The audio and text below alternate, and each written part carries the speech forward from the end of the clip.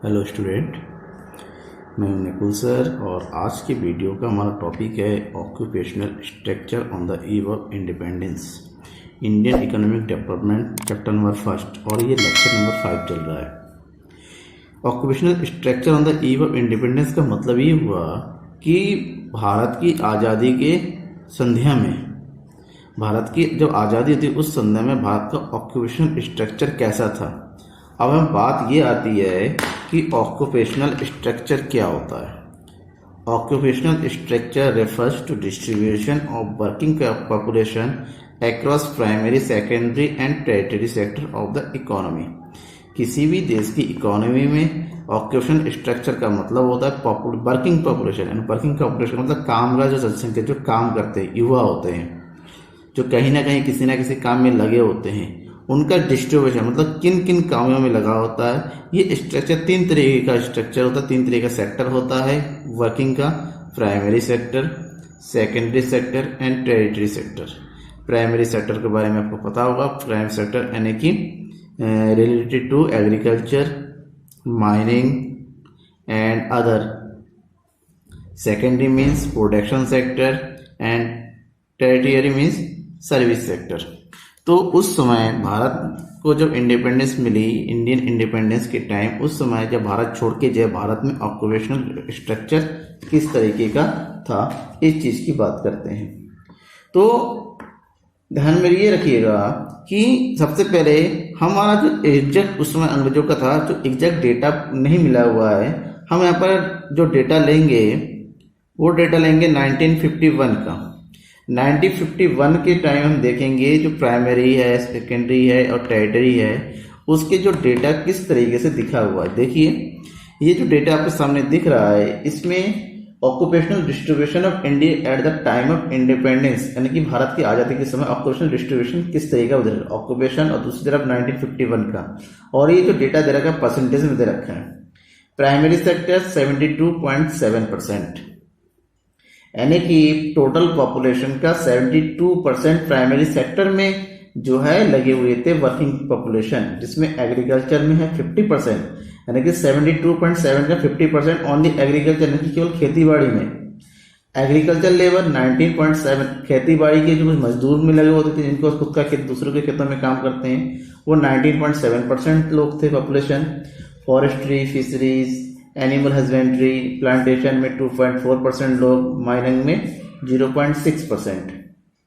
दूसरा जो सेक्टर है सेकेंडरी सेक्टर, उसमें टोटल पॉपुलेशन का, वर्किंग पॉपुलेशन का 10.1% जो है लोग लगे हुए थे, जिसको 2 पार्ट में डिवाइड किया गया है: small and large scale industry और दूसरा building construction. Small and large scale industry में 9.0% लोग लगे हुए थे, और बिल्डिंग कंस्ट्रक्शन मतलब बड़े बड़े भवनों को बनाए जाने, वहां पर जो लोग लगे होते हैं मजदूर वगैरह, उसमें 1.1% पीपल, यानी कि 100 लोगों में केवल 1 लोग जो है बिल्डिंग कंस्ट्रक्शन में लगा हुआ था। 100 लोगों का 10 लोग जो है टोटल सेकेंडरी वर्क में लगा हुआ था। और टेरिटरी सेक्टर में 17.2% पीपल काम करते हैं, जिसमें trade and commerce 5.2, transport, storage and communication 1.4, other services है 10.6। अब इस डेटा सर्किल को आप देख के ही बता पा रहे हैं कि भारत की स्थिति अंग्रेजों के समय क्या थी। टोटल पॉपुलेशन का 72% अगर केवल खेती में के कार्यों में अगर डिपेंड रहा, तो क्या स्थिति रही होगी भारत की, भारत का इकोनॉमिक ग्रोथ कैसे रहा होगा।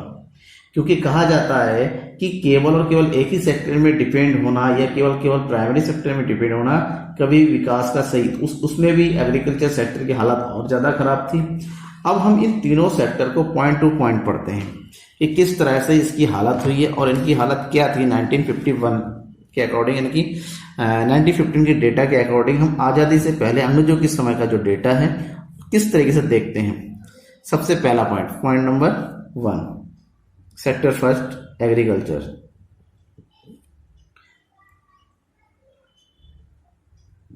एग्रीकल्चर जिसको कहा जाता है the principal source of occupation. Agriculture उस समय जो ऑक्यूपेशन था लोगों के काम का, वो सबसे बड़ा सोर्स था, प्रिंसिपल सोर्स था, क्योंकि सबसे ज्यादा लोग यानी कि टोटल वर्किंग पॉपुलेशन का 72.7% लोग इसी कार्य में लगे हुए थे। और इसी की ये थी इंडिया की स्थिति। अगर उसी समय इंडिया के अलावा दूसरे देशों की तुलना करें तो दूसरे देशों में, जैसे सबसे दूसरे देशों में अमेरिका की अगर बात करें, अमेरिका में 2% लोग एग्रीकल्चर में लगे हुए थे। इंग्लैंड में 2% पीपल, जापान में 12% एंड जर्मनी में 4% पीपल जो है एग्रीकल्चर में लगे हुए थे। तो इस तरीके से भारत वर्किंग कैपिटल का बहुत ज़्यादा लोग, जब क्योंकि खेती बहुत छोटी छोटी थी, लोग या बहुत ज़्यादा भूमि नहीं थी लैंड खेती लायक, तो उस समय टेक्नोलॉजी का उतना ज़्यादा उत्पादन बहुत ज़्यादा नहीं, तो ऐसे में कि इतना ज़्यादा परसेंट लोग जो है एग्रीकल्चर में ही लगे होना, ये जो है रियली में भारत में बैकवर्डनेस की निशानी थी। भारत की पिछड़ेपन की सबसे बड़ा कारण यही था कि लोगों के पास सही कार्य नहीं था और मजबूरी बस उनको एग्रीकल्चर में ही रहना पड़ता था। Point number 2, industry and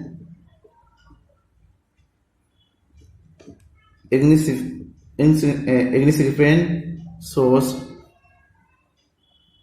of occupation।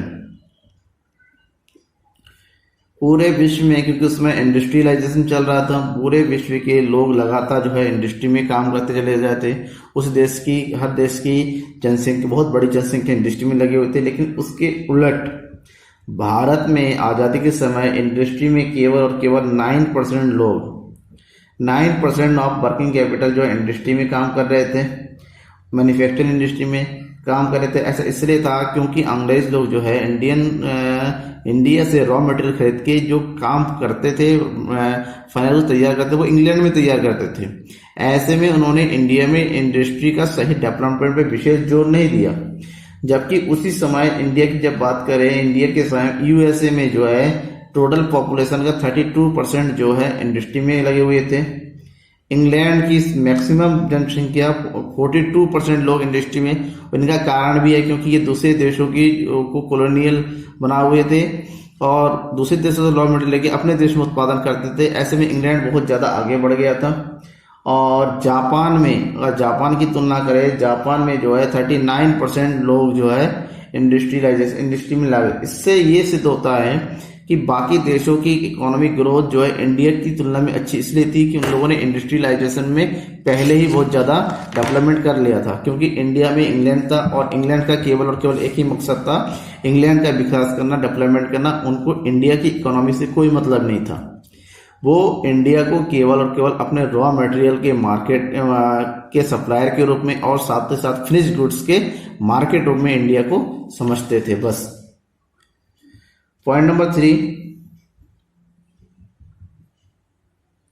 Unbalance growth. Unbalance growth का मतलब ये हुआ, जैसे कि आपने टेबल में देखा कि इंडियन इकोनॉमी का ग्रोथ जो है सही तरीके से नहीं हुआ, बैलेंस नहीं हुआ। बैलेंस का मतलब होता है जो 3 सेक्टर है, 3 सेक्टर का सही विकास होना चाहिए, ऐसा कुछ भी नहीं हुआ। और इसलिए जो है जब इक्वली डेवलपमेंट नहीं होता है तो कोई सेक्टर आगे रह जाता है, कोई सेक्टर पीछे रह जाता है। भारत के एग्रीकल्चर में 72.2 वर्किंग कैपिटल जो है वर्किंग पॉपुलेशन इंगेज थी, मगर जीडीपी में केवल इसका 50% जो है योगदान था। ऐसे में यूँ कह सकते हैं कि जो है 72% लोग काम करने के बावजूद जीडीपी में उतना ज़्यादा योगदान जो है एग्रीकल्चर नहीं था। क्यों? क्योंकि उनका सही तरीके से डेवलपमेंट नहीं हुआ। ऐसे में जब सही तरीके से बैलेंस डेवलपमेंट नहीं होगा, तीनों सेक्टरों में जो प्राइमरी है, सेकेंडरी है, टेरिटरी, तीनों में अगर एक समान ग्रोथ नहीं होता है तो ऐसे में पीपल का, पॉपुलेशन का, लोगों का और इकोनॉमी का भी सही ग्रोथ नहीं होता है। इसी कारण से इंडिया की जो इकोनॉमी है आज़ादी के समय बहुत ही ज़्यादा बैकवर्ड थी और बहुत ही ज़्यादा जो है र्यून्ड इकोनॉमी जिसको कहा जा सकता है थी। यानी कि भारत की आज़ादी के बाद इंडिया गवर्नमेंट जो इंडिपेंडेंट इंडियन गवर्नमेंट उनको बहुत ज़्यादा काम करना था इंडिया को इकोनॉमी को आगे बढ़ाने के लिए। खासकर इंडिया की मैक्सिमम जो पॉपुलेशन जो एग्रीकल्चर डिपेंड उनको जो है इंडस्ट्रियलाइज और सेकेंड सर्विस सेक्टर में लगाना भी एक बहुत बड़ी चुनौती थी।